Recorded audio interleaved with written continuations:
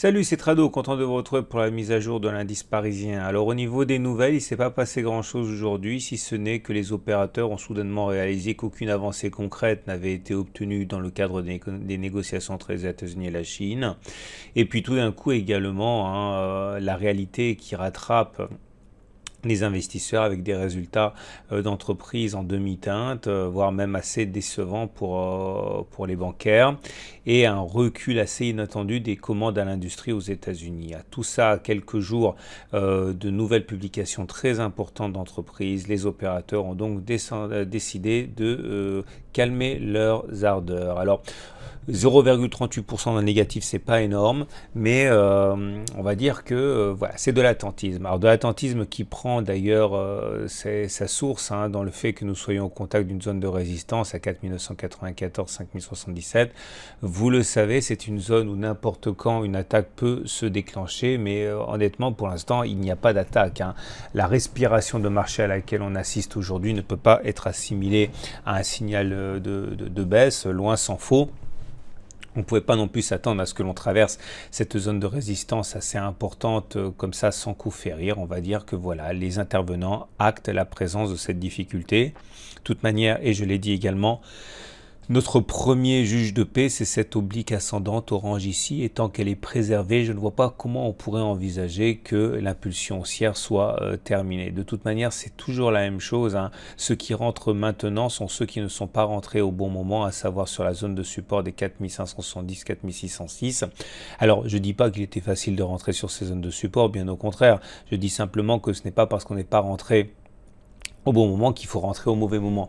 Et même si il est dangereux de spéculer à la baisse à partir de maintenant, il est encore plus dangereux d'acheter alors qu'on est dans une zone de résistance. Et donc voilà, le confort le plus évident ici, c'est de ne rien faire si vous n'êtes pas déjà entré sur le marché. Regardez également le fait que nous avons ce chandelier japonais assez intéressant parce que vous voyez la longue mèche basse, là la longue mèche basse, ça veut dire qu'on termine quand même significativement plus haut que les plus bas de la séance. Ça veut dire qu'il y a véritablement quand même pour l'instant un courant acheteur. Alors certes, on manque de conviction pour aller de l'avant, mais en tout cas, il y a toujours des investisseurs qui pensent que les prix actuels sont intéressants. On passe maintenant aux indicateurs techniques sur le CAC 40. L'analyse technique, tout d'abord le fait que la tendance est haussière puisqu'on est au-dessus d'une moyenne mobile à 20 séances qui monte. On est également au-dessus d'une moyenne mobile à 7 périodes ascendantes et dont l'orientation très pentue nous garantit quelque part une qualité de support, du moins si on se réfère à ce qui s'est passé les précédentes fois où on a rebondi assez facilement sur cet M7. On est toujours en situation de parallèle haussière avec la Bollinger supérieure qui monte et la Bollinger inférieure qui monte. Alors, j'avais expliqué, c'était il y a 3 séances, que lorsque l'on clôturait au-dessus de la Bollinger supérieure, comme c'était le cas le 31 janvier, avec la Bollinger supérieure qui monte et la Bollinger inférieure qui monte aussi, on a plus d'une chance sur deux de terminer en dessous de la Bollinger supérieure le lendemain. Alors la statistique a été battue en brèche sur la séance du 1er février. Par contre, la séance du lundi a bien respecté les statistiques, puisque vous voyez, on termine en dessous de la Bollinger supérieure avec une séance de retard finalement.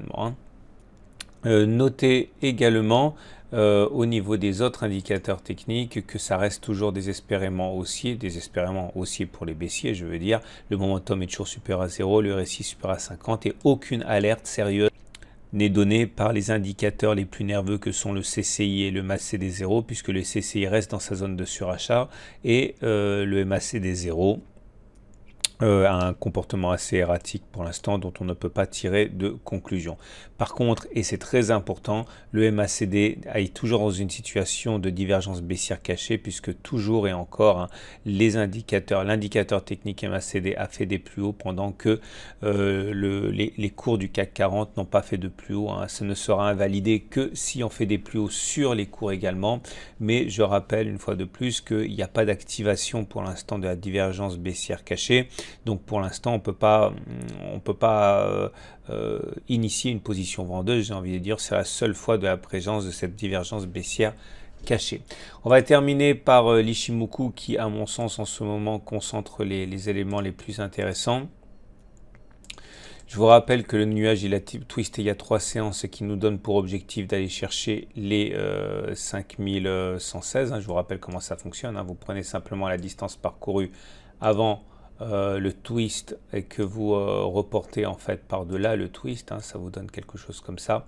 Et vous remarquerez à l'usage que c'est un objectif qui est très souvent rallié, pas toujours, mais très souvent. Et donc à partir de là, à titre personnel, c'est l'objectif que j'ai en tête depuis maintenant 3 séances. Maintenant, vous comprendrez également que en tant que trader, ça ne nous intéresse pas vraiment sur les niveaux actuels, puisque le ratio gain-risque est trop mauvais. Mais en tout cas, sachez que si vous voulez spéculer à la baisse maintenant, il y a quand même un objectif sur les tablettes à 5118 qui risque de vous pénaliser si vous initiez des positions baissières maintenant. Voilà ce qu'on pouvait dire. Tendance neutre donc au niveau de l'Ichimoku, puisque le nuage il est tout plat comme ça et il n'est pas encore orienté ni à la hausse ni à la baisse. Voilà, il ne me reste plus qu'à vous inviter à aller sur le site pour retrouver votre matrice de trading. Vous remarquerez d'ailleurs que les matrices de trading que j'ai mis ce week-end, notamment pour le Nasdaq, se sont révélées assez intéressantes, ce qui m'amène à préciser une fois de plus que si vous voulez vous initier au trading au-delà de l'analyse technique, il faut avoir des bons signaux, mais il faut également avoir une bonne matrice, et c'est là l'intérêt de faire de l'analyse technique, c'est de pouvoir identifier les zones de support et de résistance qui sont significatives. Voilà, je vous souhaite une très bonne journée et je vous dis à demain pour la mise à jour.